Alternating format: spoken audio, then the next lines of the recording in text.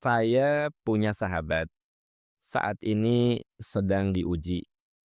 Dia bertahun-tahun tidak mau tidur dengan istrinya. Alasannya karena istrinya tidak bersedia disentuhnya.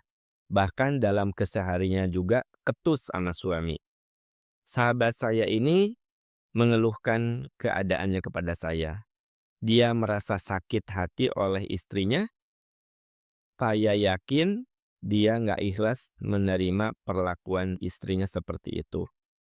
Dan istrinya selalu mendiamkannya. Eee, dan dia akhirnya diam untuk menjaga perasaan anak-anaknya. Apa yang harus dilakukan? Apakah sudah jatuh talak? Tentu saja kalau Anda punya istri seperti ini, boleh Anda cerai, ya, boleh Anda cerai. Kalau seorang istri berlaku buruk kepada suami, padahal tidak ada alasan harus berbuat buruk, istri tidak mau disentuh, ketut. Ya kalau sekali-kali itu manusiawi, namanya manusia kan ada keselnya, ada marahnya. Dalam rumah tangga kan pasti hal-hal seperti itu bisa terjadi. Adalah saling marah, saling diam, saling ketus, itu ada. Tapi kan kalau sudah bertahun-tahun kayak begini, ini sebaiknya bercerai saja, ya, sebaiknya. Karena berarti membiarkan istri berbuat dolim kepada suaminya. Dan untuk menolong supaya dia tidak diazab oleh Allah, sebaiknya diceraikan saja. Karena di dalam hadis dikatakan, unsur ahoka doliman au madluman. Tolong saudaramu yang berbuat dolim dan yang dizolimi. Jadi kata Nabi, tolong saudaramu yang dolim dan yang didolimi. Sahabat bertanya, ya Rasulullah, saya mengerti menolong orang yang dizolimi itu saya mengerti. Tapi apa yang dimaksud menolong orang yang zolim? Kata Nabi, tahan, cegah orang yang dolim itu untuk berbuat dolim. Itu kamu sudah menolongnya. Jadi kalau istri bertahun-tahun ketus sama suami, nggak mau disentuh, ya, nah, dia kan dolim sama suaminya. Maka untuk mencegah dia dari perbuatan dolim, menahannya, menghentikannya, yaitu dengan cara menceraikannya, ya. Karena alasannya jelas, kalau memang yang Anda ceritakan benar gitu, ya. Kalau memang yang Anda ceritakan itu benar. Dan sekali lagi, dalam rumah tangga ada beda paham itu biasa. Dalam rumah tangga ada, ya berantem-berantem dikit wajar. Karena Allah telah menciptakan manusia itu berbeda. Jangan salah, kita menikah bukan dengan orang yang sama. Kita menikah itu dengan orang yang berbeda.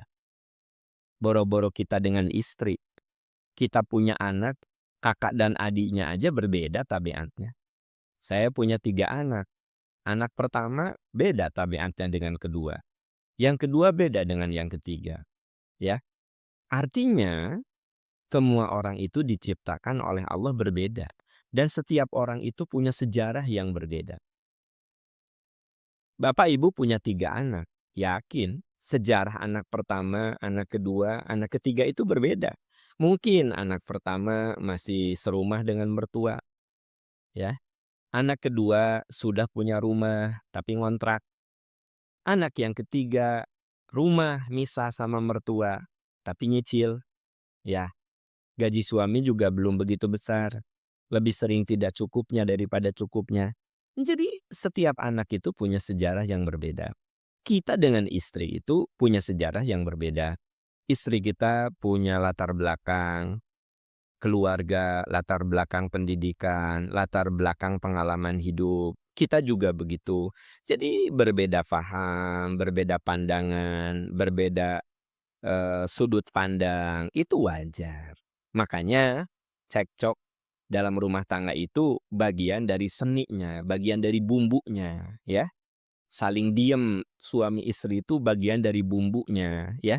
Yang namanya bumbu kan ada yang manis, ada yang pedas, ya, ada yang asem, itu kan bumbu, ya. Tapi kalau bertahun-tahun dan istrinya itu menunjukkan sikap bermusuhan begitu kepada suaminya, bertahun-tahun, ya, judes, nggak mau disentuh, ya. Ya kalau begini mah menurut saya mendingan diceraikan saja, ya. Anda tinggal datang ke kantor pengadilan agama, ya, kemudian mengisi formulir, ya nanti ditulis di situ penyebabnya. Nanti, hakim bakal nanya, "Kenapa?" Ya Anda ceritakan saja, nanti dimintai saksi, jatuh talak, ya, begitu. Nah, kalau anak-anak bagaimana? Sebenarnya jangan salah, anak-anak itu mengerti dengan keadaan Anda dan jangan dikira anak-anak itu tidak cerdas. Jadi kalau Anda diam-diam sama istri itu dia ngerti gitu loh ya. Kan itu nggak sehat gitu. Ya, tidak sehat. Ada orang yang tidak mau bercerai demi anak-anak, padahal anak-anak rusak justru karena tidak cerai, begitu. Justru dengan bercerai anak-anak lebih realistis, jelaskan saja kenapa bercerai. Ya, daripada berantem, berantem, berantem, itu anak kan mentalnya rusak sebenarnya dengan seperti itu. Jadi ada orang yang, "Saya sering disiksa sama suami, saya nggak mau bercerai demi anak-anak." Dia lupa kalau ibunya sering disiksa di depan anak, sering dinistakan di depan anak tuh mental anak rusak. Justru dengan bercerai, ya, itu akan lebih, meringankan beban fisik, beban psikis anak sebenarnya. Jadi dalam Islam itu bercerai harus dihindari. Tetapi kalaupun tidak bisa dihindari, lakukan karena sebuah kedaruratan. Apa itu darurat?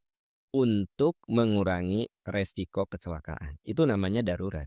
Makanya ada pintu darurat dalam pesawat. Tetap celaka, tapi mengurangi resiko kecelakaan, begitu. Nah, bercerai itu darurat untuk meminimalisir resiko, ya.